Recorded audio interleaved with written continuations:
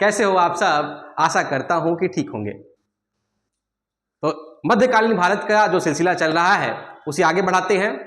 तो आज हम बात करेंगे विजयनगर साम्राज्य के बारे में। विजयनगर साम्राज्य से पहले जो कल की क्लास हुई थी उसमें हम लोगों ने सल्तनतकालीन प्रशासन, राजस्व व्यवस्था एवं वास्तुकला के बारे में बात की थी और उससे रिलेटेड जो महत्वपूर्ण प्रश्न एग्जामिनेशन में बनने होते हैं। तो जो कल की वीडियो थी बहुत ही महत्वपूर्ण है दिल्ली सल्तनत के लिए। यहां से प्रश्न कई बार पूछा गया है, इसलिए कल की जो वीडियो है आप लोग उसको स्किप मत करिएगा, उसको जरूर देखिए। जो लोग आज नए हैं, आज पहली क्लास हमारा देख रहे हैं, तो कल का वीडियो जो है मध्यकालीन भारत के इतिहास में बहुत ही महत्वपूर्ण वीडियो है, जो कि जो एग्जामिनेशन दृष्टिकोण से बहुत ज़्यादा प्रश्न वहां से पूछे जाते हैं, इसलिए ही कल का वीडियो बनाया गया था। तो आज हम बात करेंगे विजयनगर साम्राज्य की। विजयनगर साम्राज्य की स्थापना की बात अगर की जाए तो विजयनगर साम्राज्य की स्थापना हरिहर और बुक्का, दो भाई हैं विजयनगर के, उनके द्वारा स्थापना की गई थी। मैंने जब मोहम्मद बिन तुगलक पढ़ा रहा था तो मोहम्मद बिन तुगलक ने अपने विजय का अभियान करने के लिए 1336 में विजयनगर पर आक्रमण किया था और वहां पे वो सफलता नहीं मिली और वहीं पर विजयनगर साम्राज्य की स्थापना होती है।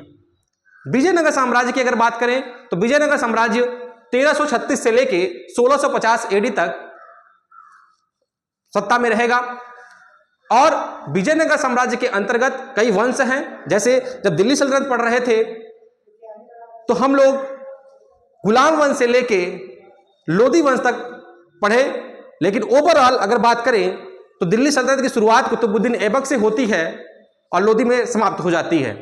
उसी प्रकार जो विजयनगर साम्राज्य है 4 राजवंशों में बटा हुआ था, सबके अलग अलग संस्थापक होंगे और इससे रिलेटेड जो दक्षिण भारत का जो इलाका है इससे रिलेटेड प्रश्न जो हैं आपके एग्जामिनेशन में पूछे गए हैं। तो सबसे पहले आप लोग स्क्रीनशॉट ले लीजिए इसका, ठीक है, आप लोगों ने स्क्रीनशॉट ले लिया होगा। और विजयनगर साम्राज्य की बात करें तो विजयनगर साम्राज्य 1336 से 1650 एडी तक कार्यरत रहा और इसमें 4 राजवंश जो कि संगम वंश, दूसरा सालू वंश और तीसरा तुलु वंश और जो चौथा है अरावीडु वंश। तो ये चीज याद रखिएगा क्रम में, सबसे पहला संगम वंश, दूसरा सालू वंश, तीसरा तुलु वंश और चौथा जो है अरावीडु वंश। इसके क्रम पूछे जाते हैं असेंडिंग ऑर्डर में, डिसेंडिंग ऑर्डर में, स्थापना दिवस के आधार पर। यह भी प्रश्न पूछता है कि संगम वंश की स्थापना किसने की थी, सुलु वंश की स्थापना किसने की थी, तुलु वंश की स्थापना किसने की थी और अरावीडु वंश की स्थापना किसने की थी। तो बात करेंगे संगम वंश की स्थापना की बात करें तो हरिहर और बुक्का 1336 ईस्वी में, वही एमबीटी मोहम्मद बिन तुगलक के समय में जब आक्रमण होता है विजयनगर साम्राज्य दक्षिण विजय की तरफ बढ़ता है मोहम्मद बिन तुगलक 1636 में, तो हरिहर बुक्का से उसका युद्ध होता है विजयनगर में और वहीं से विजयनगर साम्राज्य की स्थापना होती है और वहां सफलता नहीं मिलती है। फिर 1347 में बहमनी साम्राज्य की स्थापना होती है, ये भी एमबीटी के द्वारा दक्षिण की तरफ बढ़ता है, तब वहां बहमनी साम्राज्य की स्थापना होती है। और नेक्स्ट जो है जब 1357 में पहुंचता है तो वहां पे जब आक्रमण करता है तो क्या होती है, उसकी मृत्यु हो जाती है। ठीक है बेटा, तो बात करेंगे तो हरिहर बुक्का संगम वंश, सालू वंश के जो संस्थापक है वो सालू नरसिंह है, जबकि तुलु वंश के संस्थापक हैं वीर नरसिंह।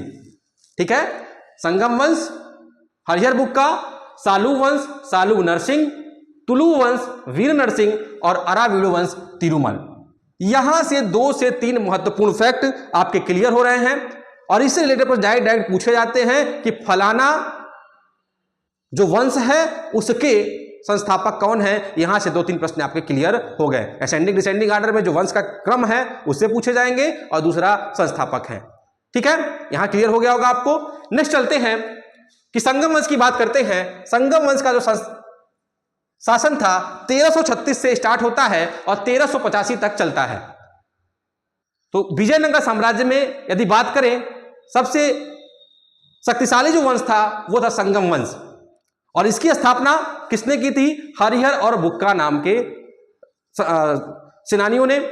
और साथ ही साथ जो इसके प्रमुख उत्तराधिकारी होंगे संगम वंश के, तो सबसे पहले हरिहर प्रथम की बात करेंगे, बुक्का प्रथम, हरिहर द्वितीय, देवराय प्रथम, देवराय द्वितीय और प्रौढ़ राय, ये महत्वपूर्ण शासक हैं संगम वंश के।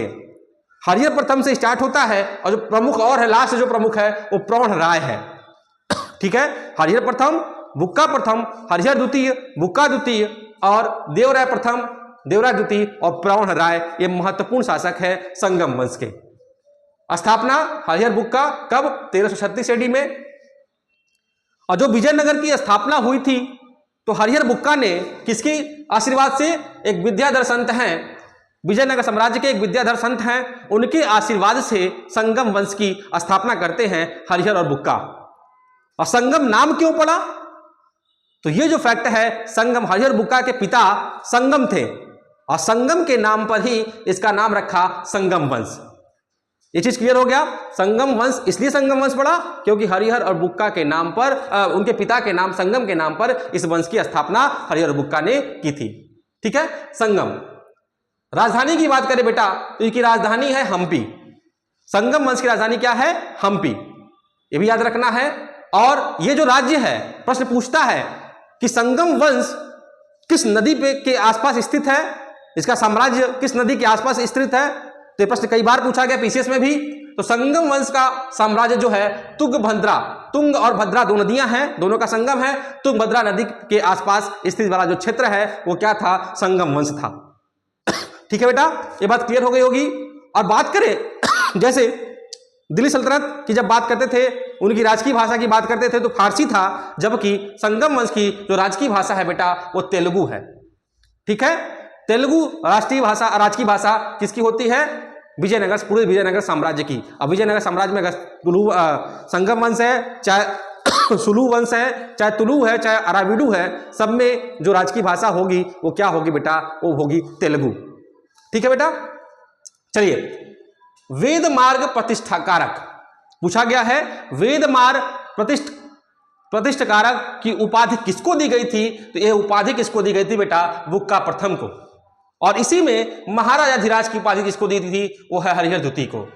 तो वेद मार्ग प्रतिष्ठाकारक की उपाधि देवराय प्रथम को, बुक्का प्रथम को, जबकि महाराजाधिराज की उपाधि हरिहर द्वितीय को मिली थी। ये बहुत ही इंपॉर्टेंट पॉइंट है और यहां से प्रश्न क्या हुआ बेटे? पूछे गए हैं। ठीक है, और एक और महत्वपूर्ण पॉइंट है कि निकोलो कांटी, निकोलो कांटी कौन है? पहला प्रश्न। तो निकोलो कांटी इटली का क्या है? यात्री है।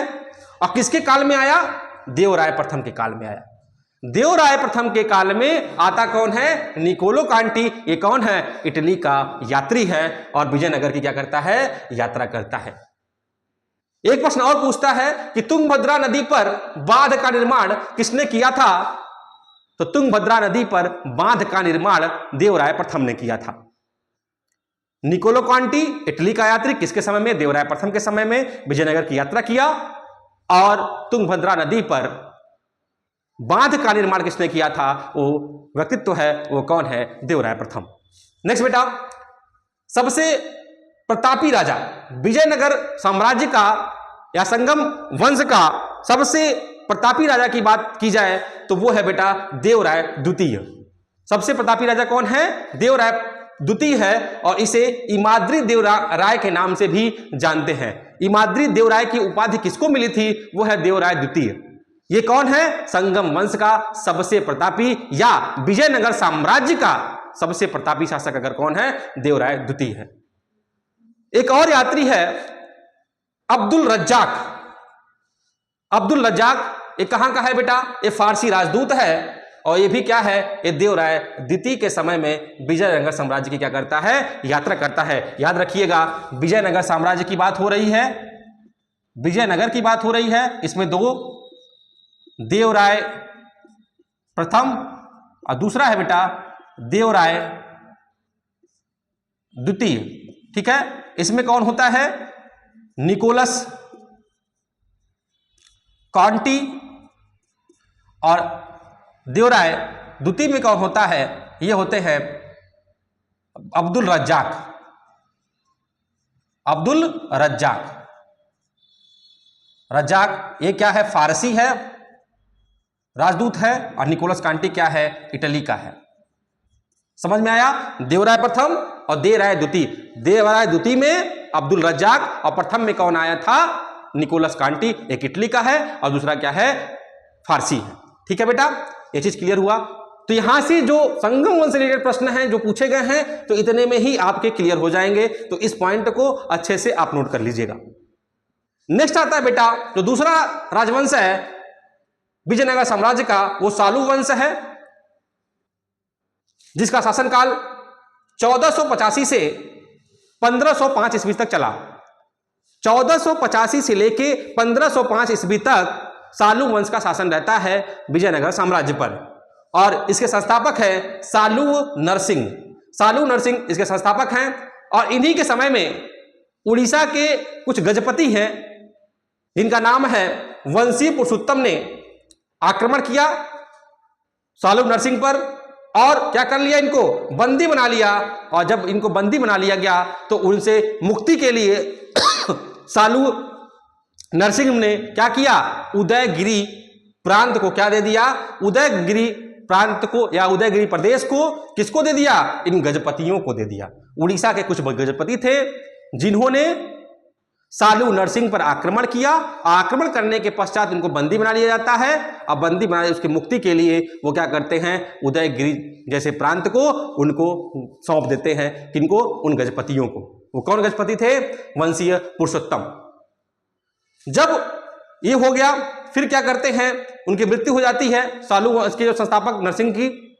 तो उनके दो पुत्र, एक हैं तिस्मा और दूसरे हैं इम्माई नरसिंह। दो अल्प वयस्क पुत्र हैं। मृत्यु के बाद दो अल्प वयस्क पुत्रों के राजपाट जाना था, लेकिन तिस्मा की मृत्यु उन्हीं के कुछ मित्रों के द्वारा उनकी हत्या कर दी जाती है।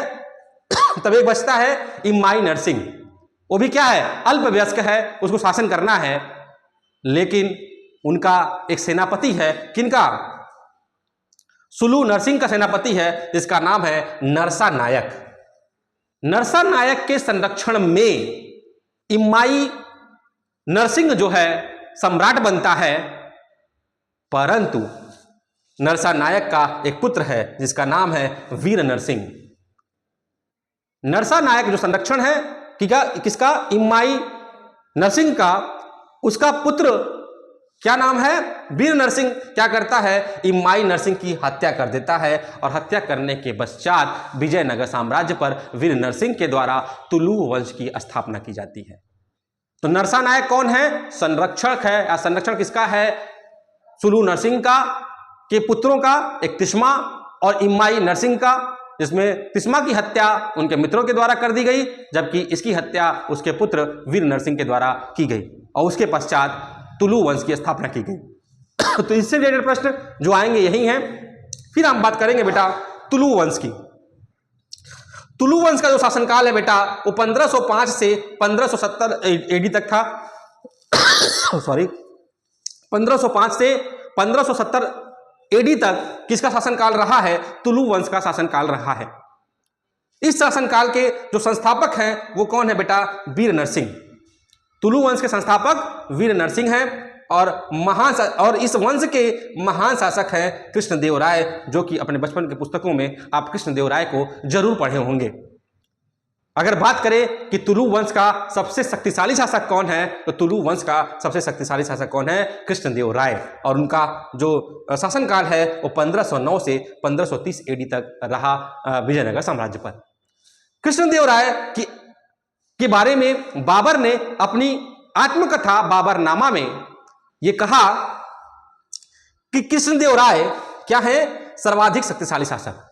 कृष्णदेव राय को सर्वाधिक शक्तिशाली शासक के रूप में किसने बताया, बाबर ने अपनी आत्मकथा बाबरनामा में।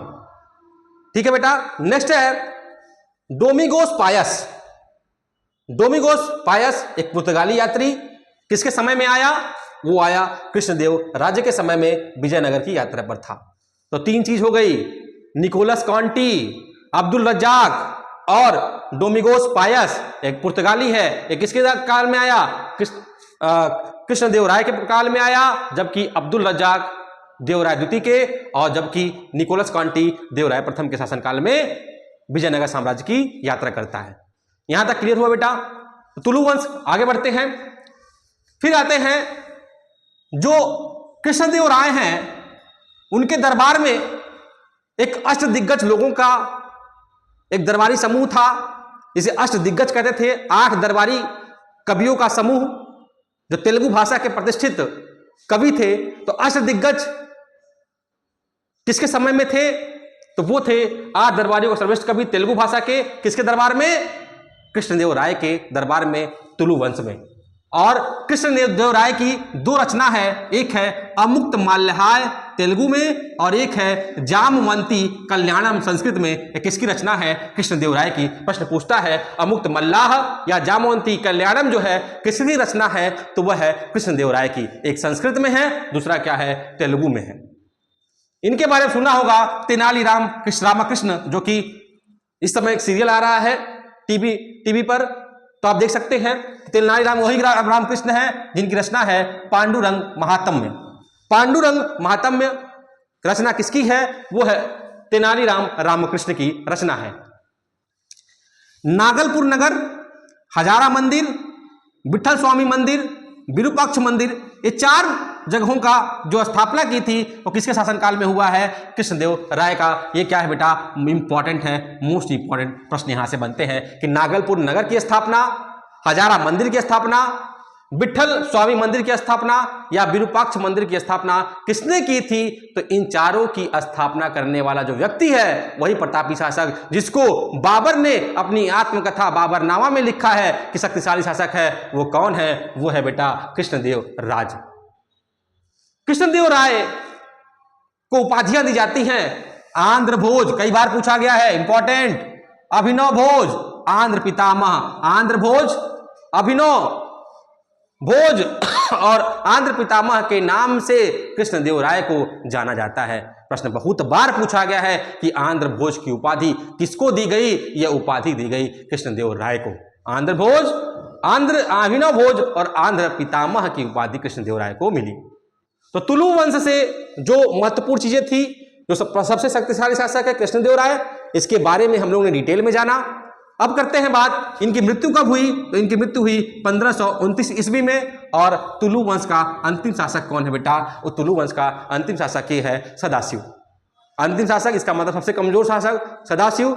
उसके पश्चात विजयनगर साम्राज्य पर क्या होता है बेटा? आराविडु वंश का शासनकाल आता है, जो कि 1570 से 1672 एडी तक चलता है। तो जो अंतिम राजवंश है विजयनगर साम्राज्य पे वो है आराविडु वंश। इसे 2 प्रश्न आते हैं, पूछता है संस्थापक कौन है? इसके संस्थापक तिरुमल है और अंतिम शासक जो है रंगतृतीय है। तिरुमल संस्थापक है किसके? आराविडु वंश के, और इसके अंतिम जो शासक है वो है रंगतृतीय। और आराविडु शासक वेंकटद्वितीय के शासनकाल में ही वाडियार ने 1612 एडी में मैसूर राज्य की स्थापना की थी। तो सबसे पहला प्रश्न, मैसूर राज्य की स्थापना किसने की थी? वाडियार ने की थी। कब? 1612 एडी में। और किसके शासनकाल में? वो थे वेंकटद्वितीय के शासनकाल में। वेंकटद्वितीय के शासनकाल में वाडियर ने क्या किया था? मद्रास राज्य की स्थापना की थी। ये चीज क्लियर हुआ बेटा? फिर आते हैं विजयनगर, पढ़ लिए। विजयनगर के साम्राज्य के बारे में कुछ पढ़ लेंगे, विजयनगर प्रशासन के बारे में कुछ पढ़ना है। तो ये जो है 4 भागों में बटा हुआ था। जो सबसे मुख्य केंद्र था वो केंद्र था। दूसरा क्या था? प्रांत में बटा था। प्रांत को मंडल कहते थे, जबकि जिला को कोट्टम कहते थे। और तहसील को मेला ग्राम और ग्राम को उर कहते थे। यहां से 1-2 प्रश्न पूछे गए हैं कि उर किसको कहा जाता था? तो विजयनगर साम्राज्य में जो ग्राम होता था उसको उर कहते थे, जो जिला होता था उसे हम कोट्टम कहते थे, प्रांत को मंडल और तहसील को मेला ग्राम के नाम से जाना जाता था। यह था विजयनगर प्रशासन। विजयनगर प्रशासन में जो सेना नायक था उसको नायक की पदवी दी जाती थी, और आय का जो स्रोत था वो था लगान, और जो व्यापारी वर्ग था उसे हम चट्टी के नाम से जानते थे। आय का स्रोत लगान, व्यापारी वर्ग चट्टी। और उस समय भी क्या थी? दास प्रथा प्रचलित थी। लोग एक दूसरे के क्या होते थे? दास होते थे। ठीक है, तो दास प्रथा प्रचलित थी। किसमें थी? विजयनगर साम्राज्य में दास प्रथा प्रचलित थी। और मंदिरों में जो स्त्रियां रहती थी उन्हें क्या कहते थे बेटा? देवदासी के नाम से जानते थे। और एक प्रश्न और पूछा गया है कि आयंगर क्या है? विजयनगर साम्राज्य में आयंगर क्या है? तो विजयनगर साम्राज्य में आयंगर जो है बेटा वो 12 शासकीय अधिकारियों का एक समूह है। 12 शासकीय अधिकारियों के समूह को क्या कहते हैं? आयंगर कहते हैं। ये किस शासनकाल में रहा है? विजयनगर साम्राज्य में की बात हो रही है। ठीक है बेटा, तो अभी तक जो हमने पढ़ा विजयनगर साम्राज्य के बारे में, विजयनगर साम्राज्य के 4 राजवंशों के बारे में, इससे जो निकलते हैं महत्वपूर्ण प्रश्न उसके बारे में जाना कि यहां से ये प्रश्न बन सकते हैं जो बहुत ही इंपॉर्टेंट है। अगर दक्षिण भारत की बात होगी मध्यकाल में तो विजयनगर साम्राज्य बहुत ही इंपॉर्टेंट है। एमबीटी के विद्रोह के बाद उधर विजयनगर साम्राज्य की स्थापना हो रही है। और जो लास्ट बचा है मुगल काल आने से पहले, जो लास्ट दक्षिण भारत का बचा हुआ है वो है बहमनी साम्राज्य। तो बहमनी साम्राज्य की जो क्लास होगी वो कल होगी। बहमनी साम्राज्य के बारे में हम कल बात करेंगे। तो अभी तक जो आपने पढ़ा वो बहुत ही महत्वपूर्ण है। अगर आप नए हैं इस वीडियो पर तो आप लोग पिछली क्लास जरूर देखिए मध्यकालीन भारत की, और आपको अच्छा लग रहा है, आपको लगता है कि लोगों तक पहुंचना चाहिए ये जो जरूरतमंद है, तो आप लोग इसको शेयर करिए, सब्सक्राइब करिए। तब तक के लिए जय हिंद, जय भारत, धन्यवाद।